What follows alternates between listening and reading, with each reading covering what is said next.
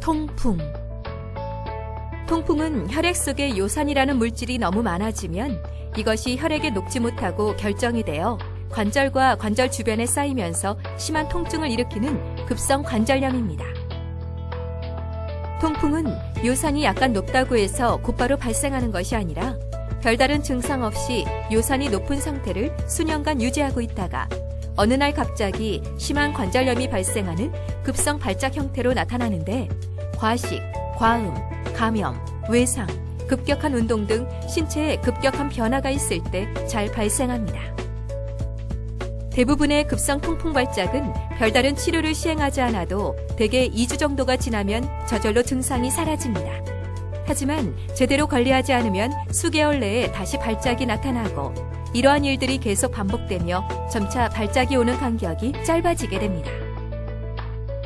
그래도 제대로 치료하지 않게 되면 관절 주변에 통풍 결절이라는 혹이 서서히 생기고 이것이 뼈와 관절을 손상시켜 관절 변형과 장애를 일으키는 만성결절성 통풍으로 진행하는데 이때에는 관절뿐만 아니라 콩팥 기능에도 문제가 발생할 수 있습니다.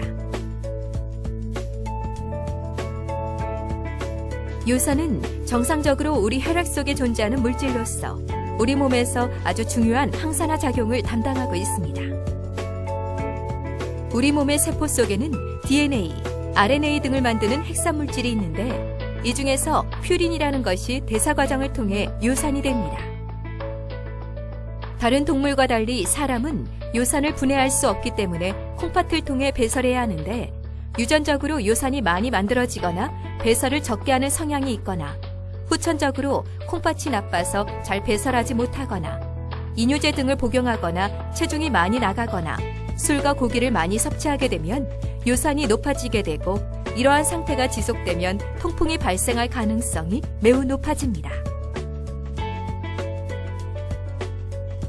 통풍을 확진하는 방법은 두 가지입니다. 통풍이 발생하여 부은 관절에서 주사기로 관절액을 뽑아 평광현미경이라고 하는 특수 현미경으로 바늘 모양을 하고 있는 통풍의 결절을 발견하면 통풍을 확진할 수 있습니다. 또 하나의 방법은 통풍이 오래되어 생긴 통풍 결절을 육안이나 영상 진단으로 관찰하게 되는데 이것은 이미 오래 경과된 환자를 진단하는 것이므로 조기 진단의 의미는 없습니다.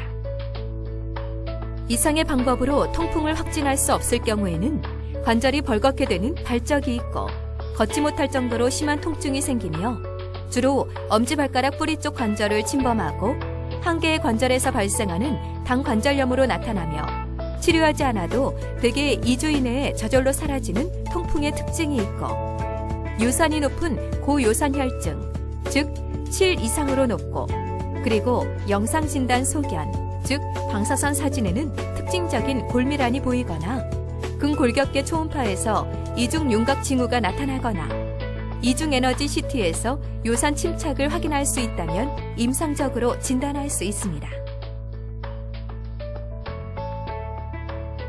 치료는 크게 두 가지 경우로 나누어서 접근합니다.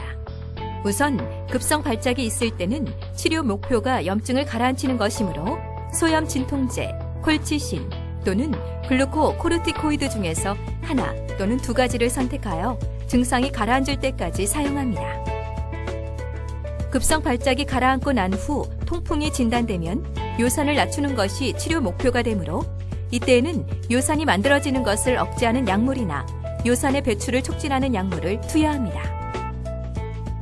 치료 목표는 높았던 요산을 6 이하로 낮추고 이것을 계속 유지하는 것이기 때문에 통풍 치료제는 평생 복용하는 것이 원칙입니다.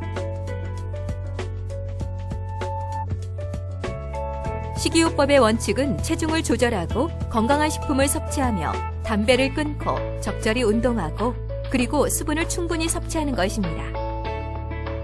퓨린이 많이 들어있는 음식을 많이 먹으면 요산이 올라가므로 퓨린이 많이 들어있는 음식을 피해야 하는데 퓨린이 들어있는 음식을 전혀 섭취하지 않는다고 해도 요산은 1에서 2 정도밖에 떨어지지 않으므로 너무 철저히 음식을 조절할 필요는 없습니다.